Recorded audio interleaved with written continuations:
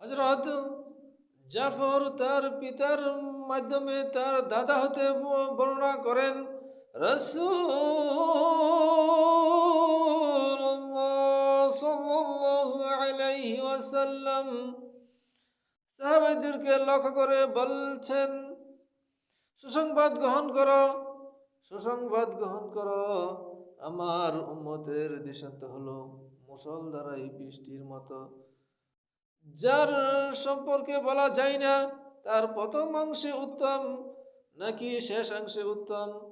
অবশ্যই অথবা ওই বাগানের মতো একদল লোক 1 বছর তা হতে ভোগ করলো, তারপর আরেক দল লোক পরবর্তী বছর তা হতে ভোগ করলো। এমনও তো হতে পারে শেষে যারা ওই বাগান হতে উপকৃত হয়েছে তারা বেশি প্রসার ও প্রভাব লাভ করবে, গুণাবলীতে বেশি হবে। সে উম্মত কিভাবে ধ্বংস হতে পারে যার প্রথমে রয়েছি আমি, মধ্যে ইমাম মাহদি এবং শেষে হযরত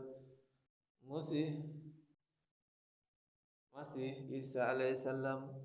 অবশ্যই এর মধ্যবর্তী সময়ে এমন বক্রদল প্রকাশ পাবে আমার সাথে যাদের কোনো সম্পর্ক নেই এবং আমিও তাদের সাথে সম্পর্কিত নই।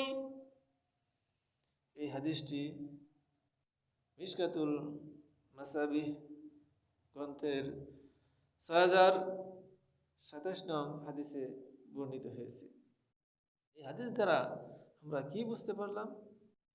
এই হাদিস দ্বারা রাসূলুল্লাহ সাল্লাল্লাহু আলাইহি ওয়াসাল্লাম যে শেষে 3টি কথা বলছেন যে এই দলের প্রথমে রয়েছি আমি এবং মধ্যে ইমাম মাহদি এবং শেষে হযরত মাসিহ ঈসা আলাইহিস সালাম।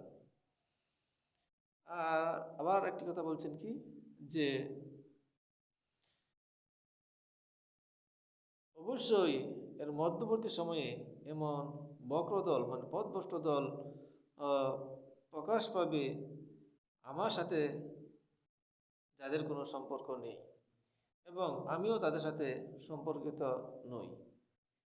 মানে রাসূল সাল্লাল্লাহু আলাইহি ওয়াসাল্লামের সাথে তাদের সম্পর্ক নাই, আমাদের নবীরও তাদের সাথে সম্পর্ক থাকবে না।